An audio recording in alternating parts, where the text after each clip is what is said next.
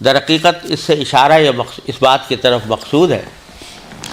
کہ حضور نبی کریم سرور دو عالم صلی اللہ علیہ وسلم کی جتنی احادیث ہیں، چاہے وہ آپ کے ارشادات ہوں، چاہے وہ آپ کے عملی واقعات ہوں، وہ در حقیقت تفسیر ہے کتاب اللہ کی، اللہ تبارک و تعالیٰ کی کتاب کی، یعنی قرآن کریم کی تفسیر ہے۔ اسی لیے حضرت عائشہ صدیقہ رضی اللہ تعالیٰ عنہ سے جب پوچھا گیا کہ آپ رسول کریم صلی اللہ علیہ وسلم کے اخلاق کے بارے میں بتائیے کہ آپ کے اخلاق کیسے تھے، تو حضرت عائشہ صدیقہ رضی اللہ تعالیٰ عنہ نے فرمایا کہ کان خلقہ القرآن، ان کے اخلاق اگر دیکھنے ہو میں قرآن پڑھ لو، یعنی قرآن کریم کی عملی تفسیر رسول کریم سرور دو عالم صلی اللہ علیہ وسلم کی زندگی تھی۔ اور قرآن کریم کے صحیح معنی بھی اس وقت تک سمجھ میں نہیں آ سکتے جب تک کہ رسول کریم سرور دو عالم صلی اللہ علیہ وسلم کی تعلیم اس کے ساتھ نہ ہو، کیونکہ جب اللہ جل جلالہ نے نبی کریم صلی اللہ علیہ وسلم کو اس دنیا میں مبعوث فرمایا تو قرآن کریم میں 4 جگہ یہ بات بیان فرمائی کہ ہم نے ان کو اس لیے بھیجا ہے تاکہ یعلمہم الکتاب، تاکہ یہ کتاب اللہ کی تعلیم دے لوگوں۔ اور کتاب کی تعلیم کا ذکر اللہ تعالیٰ نے الگ فرمایا اور یتلو علیہم آیاتہ کا ذکر الگ فرمایا، یعنی یہ مقصد بیان فرمایا سرکار دو عالم صلی اللہ علیہ وسلم کی تشریف آوری کا کہ یہ لوگوں کے سامنے تلاوت کریں اللہ کی آیتوں کی، تو تلاوت کرنا ایک مستقل مقصد، اور یعلمہم الکتاب، ان کو کتاب کی تعلیم دیں، تو تعلیم دینا ایک مستقل مقصد۔ یہاں پر سوچنے کی بات یہ ہے کہ دونوں چیزوں کو جو الگ الگ بیان فرمایا اس سے ایک بات تو یہ واضح ہو رہی ہے کہ قرآن کریم کو آدمی اگر صرف پڑھے، اگرچہ سمجھے بغیر پڑھ رہا ہو، تلاوت کرے، تو یہ تلاوت بھی بذات خود مقصود ہے، اور اس تلاوت کے اوپر بھی اللہ تبارک و تعالیٰ کے ہاں سے اجر ملتا ہے۔ اور حدیث میں رسول کریم صلی اللہ علیہ وسلم نے ارشاد فرمایا کہ ایک تلاوت کرو گے تو ہر حرف پر اللہ تعالیٰ 10 نیکیاں تمہارے نام اعمال میں اضافہ فرمائیں گے۔ لہذا یہ بعض لوگ جو کہتے ہیں نا، یہ قرآن کریم کی جو تعلیم بچوں کو دی جاتی ہے ناظرہ یا حفظ کرایا جاتا ہے، ایسی عمر میں کرایا جاتا ہے جب وہ قرآن کریم کا مطلب نہیں سمجھتے، ناظرہ پڑھ رہے ہوتے ہیں یا حفظ کر رہے ہوتے ہیں، تو بہت سے لوگ یہ اعتراض کرتے ہیں کہ بھلا قرآن کو طوطے مینا کی طرح رٹانے سے کیا حاصل، الیاذ باللہ۔ جب یہ معنی نہیں سمجھتے، مطلب نہیں سمجھتے، قرآن کا اصل مقصد تو یہ ہے کہ اس کا مطلب سمجھیں، اس کے معنی سمجھیں، لیکن یہ بچے کچھ سمجھتے تو ہیں نہیں، اور ان کو آپ نے طوطے مینا کی طرح قرآن کریم کو رٹا دیا تو اس سے کیا حاصل۔ تو خوب سمجھ لیجئے کہ جو لوگ تلاوت کی اہمیت محسوس نہیں کرتے ان کو قرآن کا مطلب بھی سبھی سمجھ میں نہیں آ سکتا، کیونکہ یہ پہلی منزل ہے، پہلی سیڑھی ہے۔ قرآن کریم کو اللہ تبارک و تعالیٰ نے اس طرح نازل فرمایا کہ جب نازل کر رہے تھے، حضرت جبریل علیہ السلام جب تشریف لا رہے تھے اور حضور اقدس صلی اللہ علیہ وسلم کے اوپر قرآن کریم نازل فرما رہے تھے، تو نبی کریم صلی اللہ علیہ وسلم کو اللہ تعالیٰ نے یہ حکم دیا کہ فَإِذَا قَرَأْنَاهُ فَاتَّبِعْ قُرْآنَهُ، یعنی جب ہم جبریل امین کے ذریعے قرآن کریم پڑھ کر آپ کو سنا رہے ہوں تو آپ ان کی طریقے تلاوت کی کا اتباع کیجئے، یعنی جس طرح جبریل امین نے قرآن پڑھا اس طرح آپ بھی پڑھیے، تو اس طرح پڑھنا بذات خود مقصود۔ پھر آگے فرمایا ثم ان علینا بیانہ، اور جہاں تک معنی سمجھانے کا تعلق ہے ہماری ذمہ داری ہے کہ اس کے معنی آپ کو سمجھائیں گے، آپ کے سینے مبارک پر اس کا علم نازل فرمائیں گے، لیکن یہ سمجھ لیجئے کہ پہلی منزل یہ ہے کہ قرآن کو صحیح پڑھو، صحیح طریقے سے پڑھو، اس طرح پڑھو جس طریقے سے جبریل امین لے کر آئے تھے، جس طرح انہوں نے پڑھا تھا، اذا قرأناہ فاتبع قرآنہ۔ تو یہ بذات خود مقصود ہے کہ قرآن کریم کو صحیح طرح پڑھنے کا سلیقہ آئے، اور یہ اس امت محمدیہ علیہ صاحب الصلاۃ والسلام کی خصوصیت ہے، دنیا کی کسی قوم میں اس کی نظیر نہیں ملے گی کہ قرآن کریم کو صحیح پڑھنے کے لیے ایک ایسا مستقل علم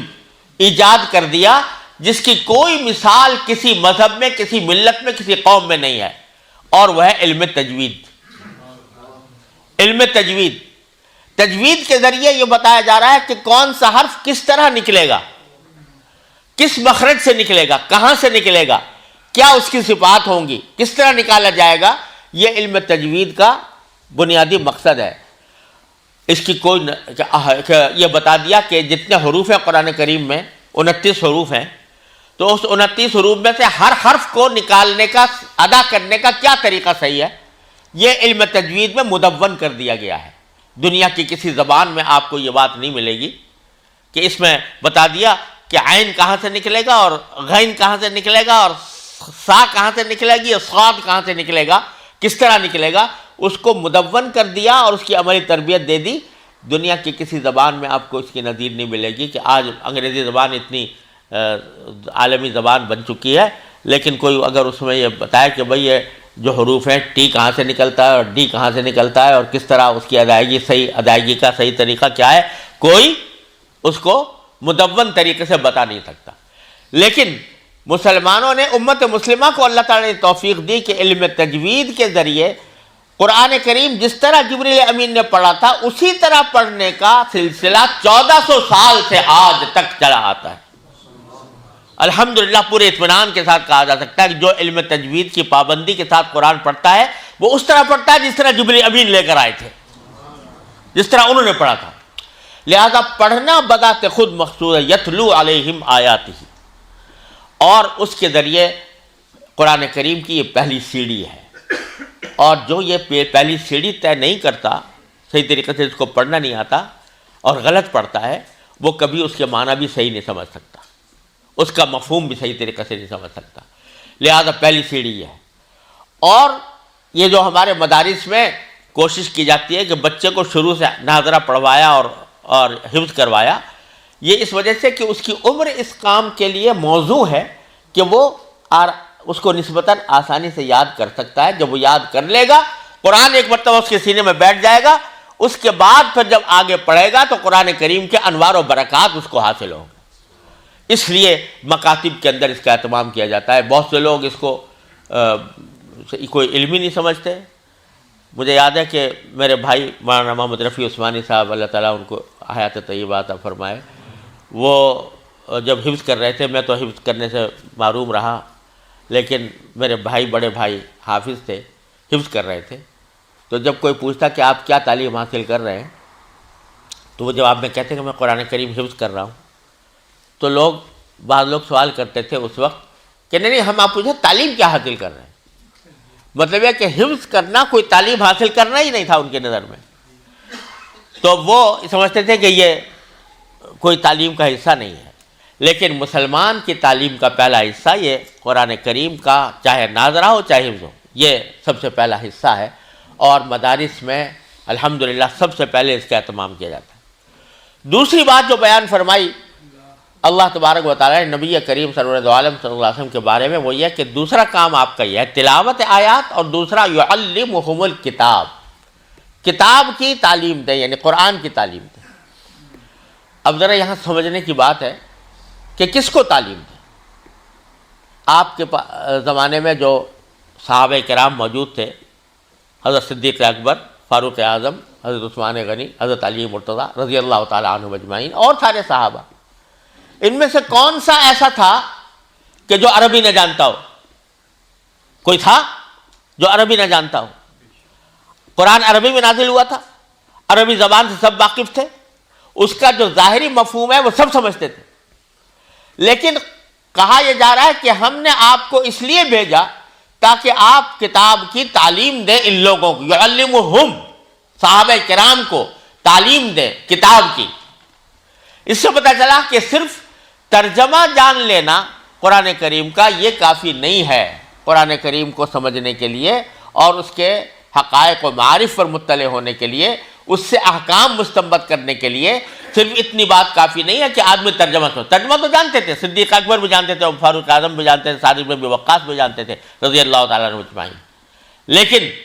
رسول کریم سرور عالم صلی اللہ علیہ وسلم کو معلم بنا کر بھیجا گیا اس واسطے کہ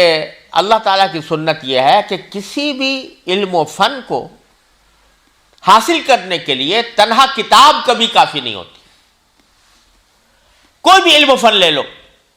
اگر آپ صرف کتاب کے بھروسے پر وہ علم و فن حاصل کرنا چاہو تو صرف کتاب پڑھ کر حاصل نہیں کر سکتے جب تک کہ استاد سے اس کا علم حاصل نہ کیا ہو، استاد سے اس کی تربیت نہ لی ہو۔ کوئی اگر آدمی ڈاکٹری کی کتابیں پڑھ کر یہ چاہے کہ میں ڈاکٹر بن جاؤں، نہیں بن سکتا، بلکہ اس کو استاد سے حاصل کرنے کی ضرورت ہے، بلکہ صرف حاصل کرنا ہی نہیں، پہلے سال بھر تک یا اس سے بھی زیادہ ہاؤس جاب کرنا پڑتا ہے، تب جا کر کہیں ڈاکٹر بنتا ہے۔ لیکن اگر کوئی شخص صرف کتابیں پڑھ کر نسخے یاد کر لے کہ فلاں مرض میں فلاں دوا ہوتی ہے اور مطلب کھول کے بیٹھ جائے تو لوگوں کی زندگیاں خطرے میں پڑ جائیں گی۔ تو اللہ تعالیٰ نے یہ سنت رکھی ہے ہر علم و فن میں کہ صرف کتاب کافی نہیں ہوتی، اس کے لیے ایک معلم کی ضرورت ہوتی ہے۔ اسی لیے اللہ تبارک و تعالیٰ نے جب بھی کوئی کتاب نازل فرمائی تو ایک رسول کو ساتھ بھیجا جو اس کی تعلیم دے۔ ایسی مثالیں ہیں کہ رسول آئے، کتاب نہیں آئی، لیکن ایسی ایک مثال نہیں ہے کہ کتاب آئی ہو اور پیغمبر نہ آیا۔ پیغمبر اس لیے آتا ہے تاکہ ان کو صحیح معنی میں اس کی تعلیم دے کر اس کے علم سے آراستہ بھی کرے اور اس کے مطابق عملی تربیت بھی دے۔